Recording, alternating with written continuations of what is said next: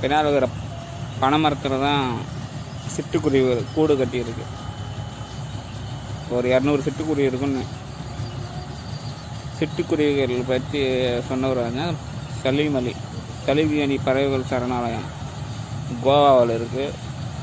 பறவைகள் இல்லாத உலகத்தில் மனிதன் வாழ முடியாது, மனிதன் இல்லாத உலகத்தில் பறவைகள் வாழ முடியும். இதுதான் சொன்னது சலீம் அலி. ஆனால் இதுதான் உண்மை.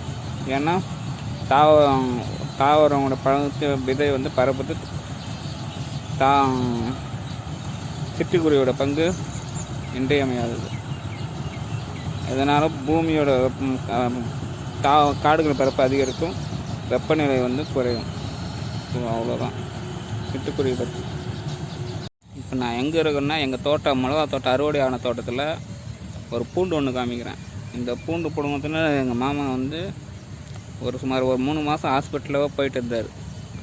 தயவுசெய்து இந்த பூண்டு பிடுங்காதீங்க, எதனா க்ளவுஸ் போட்டு பிடுங்க. அந்த பூண்டால் கேன்சர் வரும்னு சொல்கிறாங்க. அது கையில் அரிப்பு எல்லாம் வரணும். இந்த காமிக்கிறேன் பாருங்க. இந்த பூண்டு தயவுசெய்து கையில் பிடிங்கிடாதீங்க.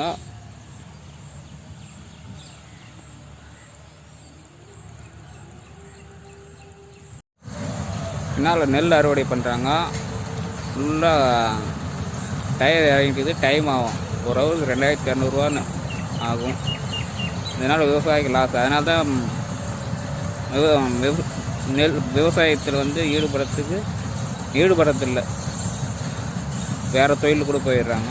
இந்த மாதிரி விவசாயம் பண்ணும்போது பிரதான் மந்திரி ஃபசல் பீமா யோஜனா,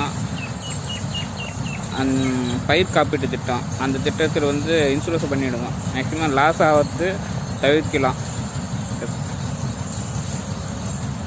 இன்சூரன்ஸ் பண்ணாதுட்டு விவசாயம் பண்ணுறது கொஞ்சம் லாஸ் ஆகிறது தவிர்க்கலாம்.